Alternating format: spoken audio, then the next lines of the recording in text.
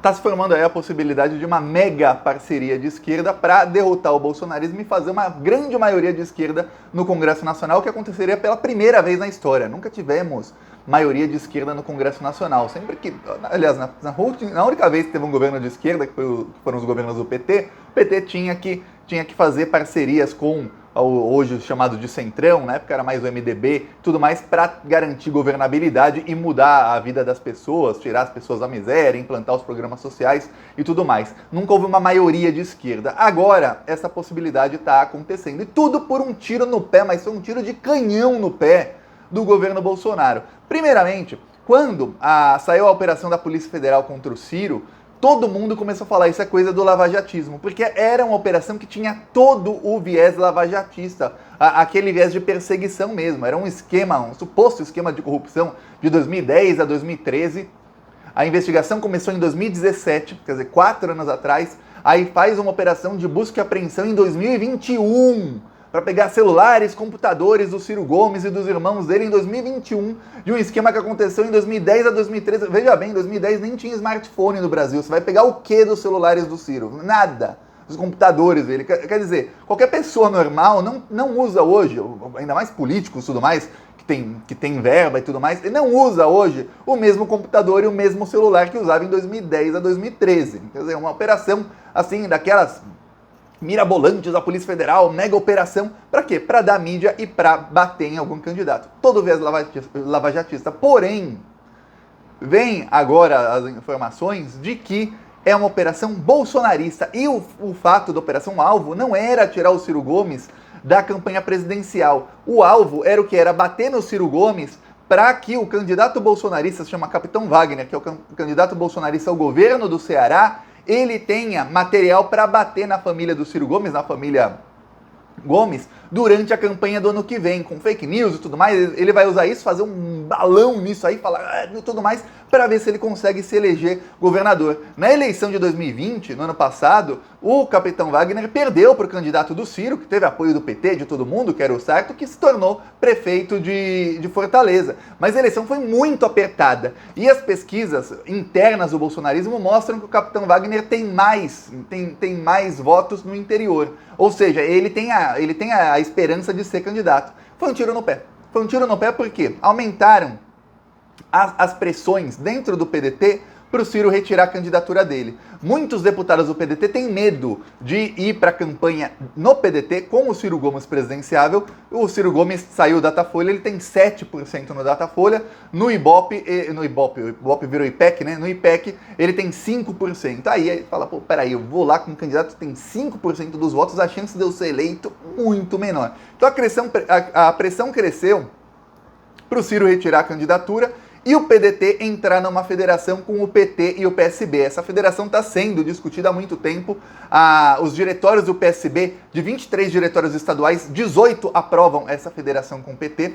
Eu vou explicar aqui o que é federação, tudo isso. Mas olha, antes, um segundinho. Se você é fora Bolsonaro, eu peço que você se inscreva aqui no canal. É 1 segundo, é de graça. Aqui a gente faz oposição a esses malditos todos os dias, não só aqui no Plantão Brasil, também nas ruas. A gente vai para as ruas com os carros de som detonando o Bolsonaro e mostrando que ele é o responsável por toda a desgraça que acontece hoje no Brasil. Olha, é 1 segundo, não paga nada se inscrever no canal e você fortalece essa oposição, ajuda a aumentar o nosso alcance. Agora vamos falar de como que está a federação, que está para ser formada, tudo mais. Ó, é uma nova lei, na nova lei eleitoral, é o seguinte, é um novo tipo, se chama federação. É o seguinte, antigamente, quando você votava para deputado, tinham as coligações. E eu vou te falar, aquilo era uma desgraça. Pensa, um partido fazia coligação com outro, aí você votava num candidato, vamos supor, você é petista, você votava num candidato do PT e o seu candidato não era eleito, teve ali poucos votos, não foi eleito, mas o seu voto ajudava a eleger alguém de outro partido, que não era do PT. Mas nesse estado, o PT tinha coligação com tais partidos. Em outro estado, era com outros partidos. E vamos falar a verdade, o grande público não sabia disso. E as coligações eram feitas, diferentes coligações em diferentes estados. Aí depois de 2 anos, vinha a eleição municipal, as coligações eram completamente diferentes. Aí depois de mais 2 anos, ou seja, passados 4 anos, outras coligações. Era uma loucura. Acabaram as coligações. excelente acabar as coligações. E aí entrou uma coisa chamada federação. Na federação, os partidos se unem numa federação partidária e eles são obrigados a ficarem 4 anos na federação. E a federação vale em todo o Brasil. Ou seja, se o PT entra numa federação com o PSB e o PDT, é como se os 3 partidos virassem um só por 4 anos. Claro, os partidos ainda existem independentemente, mas vamos supor que tem eleição para prefeito de Fortaleza em 2024. O PT está numa federação com o PTB e com o PDT e com o PSB. Esses 3 partidos só podem ter um candidato. Não pode o PT lançar candidato, o PDT lançar outro, o PSB outro, não. Tem que ter um candidato só desse partido. Os vereadores que receberem voto, de qualquer um desses partidos, o voto vale para os 3 juntos. Ou seja, vale para a federação o voto. Isso, para deputado, mudaria o resultado da eleição. Os partidos estão fazendo contas de quantos deputados eles seriam eleitos se as federações estivessem valendo. Para você ter ideia, se tivesse uma federação PT, PDT, PSOL, PCdoB e PSB, só uma federação com esses partidos de esquerda, hoje, esses partidos juntos têm mais ou menos 111, que vai mudando o número de deputados, que um entra, aí sai outro suplente e tudo mais, mas eles têm esses partidos 111 deputados juntos. Com federações, eles seriam mais de 190 deputados. Só para você ter ideia, a gente está falando de 80 deputados de esquerda a mais, isso com o resultado da eleição de 2018. 2018 tinha um antipetismo fortíssimo, 2018 a esquerda estava acuada, 2018 o bolsonarismo estava fortíssimo, olha a diferença. Agora imagine em 2022, com uma chance muito grande do Lula ganhar no primeiro turno, se a esquerda se unir, a chance de fazer pela primeira vez na história uma maioria no Congresso, eu estou falando aí de 257 deputados de esquerda, é gigantesca, gigantesca. Hoje, quem mais divide a esquerda é o Ciro Gomes. O Ciro Gomes não para de atacar o Lula. Para você ter ideia, quando veio essa operação que é uma perseguição ao Ciro Gomes, veja bem, não sei se é culpado ou inocente. Pelo visto, por tudo que eu consegui ler nos últimos dias, tem pouca coisa, todas as possibilidades dessa denúncia aí contra o Ciro são um grande balão vazio cheio de nada, tudo baseado em delação sem prova, igual as denúncias contra o Lula, tudo baseado em delação sem prova. O Lula acenou, ele foi lá e falou, presto aqui minha solidariedade ao Ciro, aí o pessoal do PT também, até a Dilma Rousseff também, que estava discutindo com o Ciro, não faz nem 2 meses, também fez isso. Ela não estava discutindo que ela estava brigando com o Ciro, não. O Ciro a atacou e ela se defendeu. O Ciro, enquanto todo o PT prestava solidariedade, o Ciro foi ao programa do Datena e atacou o Lula, chamou o Lula de ladrão. No mesmo momento, o Lula falando minha solidariedade ao Ciro Gomes que sofreu perseguição, estava lá no Twitter. Nesse exato momento estava o Ciro Gomes no Datena, dizendo isso é porque esses ladrões querem que eu pare de denunciar os crimes dele, o Lula e o Bolsonaro, ainda comparando o Lula ao Bolsonaro, que na minha opinião é o pior xingamento que você possa fazer a alguma pessoa é comparar essa pessoa ao Bolsonaro. Estava lá o Ciro, continua atacando o Lula e o PT, mostrando que não tinha aprendido nada. Porém, a pressão é muito grande. Os deputados do PDT sabem, hoje o PDT tem 25 deputados. Se o PDT continuar com o Ciro e for com o Ciro para a eleição, assim, o que indica, pelo menos a projeção, é que o PDT caia de 25 para 15 deputados. Então eles sabem ali, esses 25, que 10 deles vão perder o mandato simplesmente porque o Ciro Gomes está sendo teimoso e querendo levar a cabo uma candidatura que claramente não decola. Ele é candidato desde 2018, ele resolveu atacar o Lula e o PT, a estratégia dele deu completamente errado. Dando errado em estratégia, o que ele fez? Dobrou a aposta e continuou atacando, mesmo depois da perseguição sofrida pela Polícia Federal. Em vez dele tentar acusar quem todo mundo ali indicava que era o lavajatismo, ele acusou o Lula. Fica difícil, fica muito difícil. Para você ter ideia, os ciristas começaram a atacar o pessoal do PT, porque eu vou falar, o Lula é político, o Lula é o líder do PT, todos os petistas veem o Lula como um grande líder, tudo mais. Então o Lula, ele é pragmático e fala, esse cara não para de me xingar, mas eu vou aqui prestar solidariedade. Já os eleitores não. Os eleitores não têm obrigação alguma de prestar solidariedade a alguém que está xingando o Lula todo o tempo. O Lula estava preso e o Ciro Gomes estava xingando o Lula de criminoso, de tudo que é nome. Aí os ciristas mais fanáticos, aqueles da turma boa do PDT, começaram a falar, não, é mentira dos petistas, o Ciro Gomes sempre defendeu o Lula. Pô, vamos tentar não apagar o passado.